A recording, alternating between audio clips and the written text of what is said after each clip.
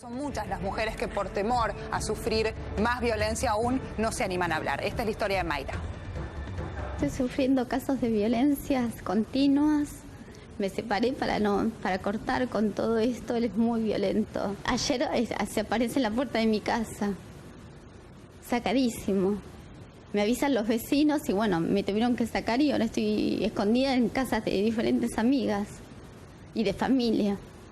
Ni siquiera puedo estar en un lugar con mis hijos tranquila. Mi mamá salió en Crónica con un cuello ortopédico que le prestó uno de sus novios, que era un doctor, diciendo que mi papá le había pegado todo y no era cierto.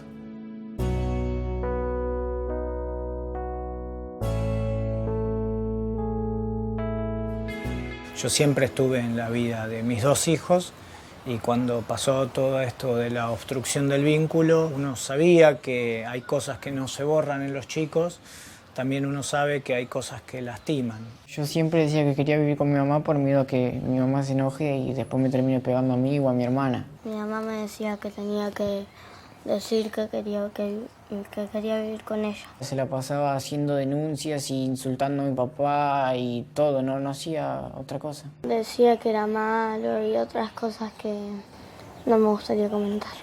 Mi papá era un negro, que era un hijo de puta. Pienso que todo lo que le hacía antes a mi papá me lo hacía a mí después. Que me pegaba por si limpiaba mal, si barría mal, si le lavaba el coche mal. Estaba estudiando afuera y mi mamá vino con un balde de agua y me lo echó todo arriba de las carpetas y de los libros y todo. Entonces no tenía con qué estudiar y terminé repitiendo un año. Le pegaba, le gritaba, le arruinaba los trabajos de la escuela, todo. Quedé libre 2 años por culpa de mi mamá. La policía vino un montón de veces a mi casa porque mi mamá llamaba a la policía diciéndole que le estaba pegando. Decían que me iban a tener que llevar a la comisaría si tenían que venir una vez más, me gritaban, todo. Mi mamá había puesto un perimetral diciendo que mi papá nos pegaba y a ella también. Estuve 3 años, casi 4 años sin verlo. Pero después de un tiempo fuimos con mi papá al juzgado y decidí vivir con él porque ya no aguantaba más. Cuando apenas llegamos acá, nos empezaron a llegar un montón de mensajes porque mi mamá había publicado en su Facebook que mi papá nos había secuestrado. Siempre quise estar con él. Vos tenés derecho a ver a tu mamá cuando quieras, vos eso lo sabés. Entonces capaz que nada, que mamá se pone mejor y vos podés ver a mamá.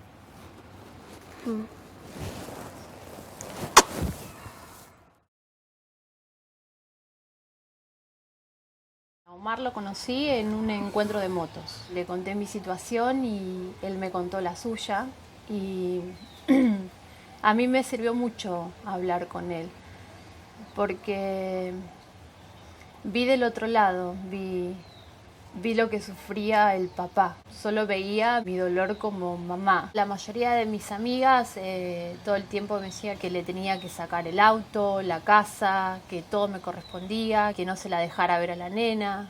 Todo ese tipo de consejos te da la gente. Cuando escuché a mi hija hablar mal de su papá, le decía, el boludo de mi papá, como yo le decía a ella, el boludo de tu papá. Y cuando ella se refirió así a su papá, yo creo que me di cuenta que estaba haciendo las cosas muy mal. Estaba sumida en